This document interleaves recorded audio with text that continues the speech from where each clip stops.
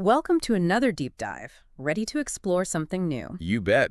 Let's get those intellectual scuba suits on and plunge into the world of library grants. Specifically, the Library Services and Technology Act, or as it's more commonly known, LSTA. Yeah, it's quite a mouthful, so LSTA it is. I bet most folks have no idea what goes on behind the scenes to keep libraries running, beyond just books. Right, and that's exactly why we're here. For this deep dive, we've got two awesome guides to help us navigate these waters. The first is excerpts from the California State Libraries, their LSTA grant guide. And then we're also dipping into the New York State Library's 5-year plan covering 2022 to 2027. Yep.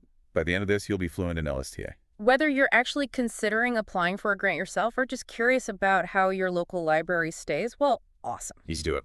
Okay, first things first, what exactly is this LSTA thing? So basically, it's a federal program that funnels money through each state to help libraries do all sorts of amazing things. The California Guide lists like 12 distinct purposes for these grants. It's mind-blowing. I know, right? It's like they want libraries to be like superheroes or something. Yeah, they're not far off, Libraries are really becoming these vital community hubs. Absolutely. They're tackling everything from like lifelong learning to community revitalization. It's incredible. Not to mention, workforce development and even promoting critical thinking and digital literacy. It's way more than just books nowadays. Right. So it's like equipping people with the tools they need to thrive, not just in the library, but in life. Totally. So let's say someone's inspired and wants to apply for an LSTA grant who's eligible. Well, the good news is library has a pretty broad definition here.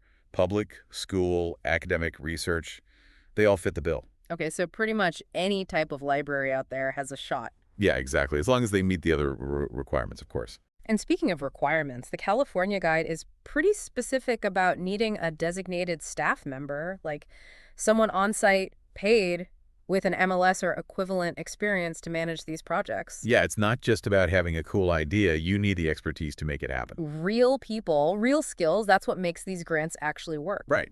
Now, before we get too carried away with grant dreams, we got to talk about the unallowable costs. Oh, yeah, that section is crucial. It's where dreams meet reality, right? Like, what can't you spend this money on? Exactly. And there are some interesting restrictions outlined in the California Guide.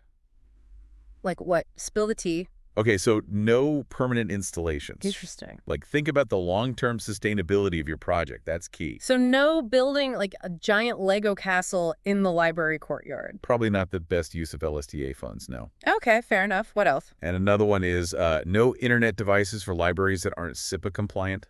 SIPA compliant.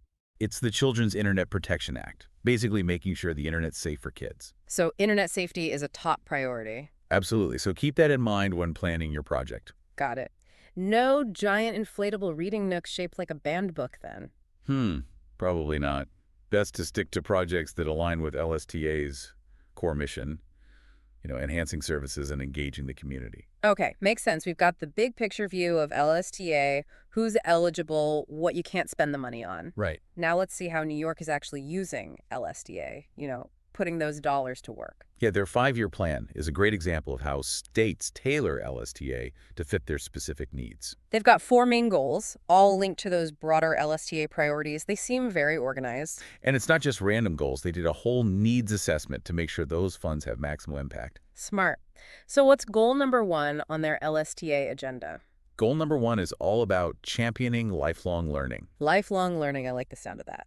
Yeah, and one of the big projects within that goal is their summer reading at New York libraries. Summer reading? I remember those summer reading lists, the stickers, the pizza parties. Oh, yeah, but New York's vision is way bigger than pizza parties. Really? Oh, yeah. They're aiming for 2.5 million. That's 2.5 million child and teen participants by 2026. Wow, that's a lot of reading. I know, right? It's all about fostering a love of reading and combating that summer learning loss. Yeah, keeping those young minds engaged even when school's out. Exactly. But what about those kiddos who aren't quite reading yet? The pre-readers, the little ones. Well, they've got them covered too. They have a project called Ready to Read at New York libraries. It's all about early literacy. Early literacy, that's crucial. I know, right? And they're providing resources and training for library staff to enhance their early literacy expertise. So like souped up story times. I love it. Exactly. Investing in the skills of library staff is huge. They're the ones on the front lines, shaping those early reading experiences. Absolutely, and it's not just a summer thing either, right? Nope, they've got an online daily early literacy calendar available year-round. Oh, that's fantastic. Like a constant stream of early literacy goodness. Yep, a great resource for parents, caregivers, anyone who works with young children, Okay, so New York is taking literacy seriously, from toddlers to, well, lifelong learners. for sure. What else is on their LSTA hit list? So lots of great stuff happening for those young readers. Definitely. But I'm curious, what other goals are they tackling with LSTA in New York? So goal number 3 shifts gears a bit. It's all about community engagement and social well-being. Community engagement, that's a broad topic. It is, but, you know, libraries aren't just about books anymore. Right, they're becoming like these community centers. Exactly. So how does LSTA play into that? Well, one project that really exemplifies this is their focus on digital inclusion. Digital inclusion. Yeah, basically making sure everyone has access to technology and Yeah. the skills to use it. That's so important these days. It is. And New York's setting some ambitious goals. Like what? They want 100% of public library facilities to offer a minimum of 100 Mbps broadband by 2026. 100 megabit, that's pretty fast. Right. No more waiting forever for pages to load. Seriously, though, this is huge for people who don't have reliable internet at home. It is. Libraries are bridging the digital divide. Yeah, not everyone can afford high-speed internet, or even a computer for that matter. And it's not just about the access. They're also providing digital literacy training. Oh, that's smart. Yeah, like workshops on basic computer skills, online job searching, even accessing government services online. Empowering people to navigate the digital world. Exactly. So New York's tackling digital inclusion head-on. What other community engagement projects are they doing? One that stands out is their Community Engagement and Outreach to Underserved Populations project. Okay, that sounds interesting. It is. They're partnering with all sorts of organizations to reach people who might not typically use the library. Well, this one might surprise you. They're working with the Department of Corrections and Community Supervision. Wow, that's interesting. Bringing library services to people in correctional facilities. Exactly. Libraries are for everyone. They're breaking down barriers. It's about inclusivity, making sure everyone has access to resources.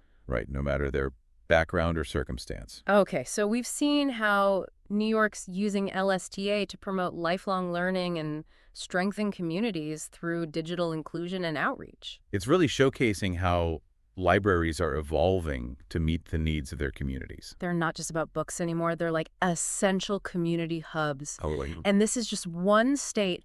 Imagine the amazing things happening all across the country thanks to LSTA. It's inspiring, right? Totally. And for anyone listening who has a great idea, something that could benefit your community, LSTA might be the way to make it happen. Don't be afraid to dream big. Right. You never know what could come from this deep dive. Maybe the next big LSTA project is brewing in someone's mind right now. I hope so. It's been fantastic exploring all this with you.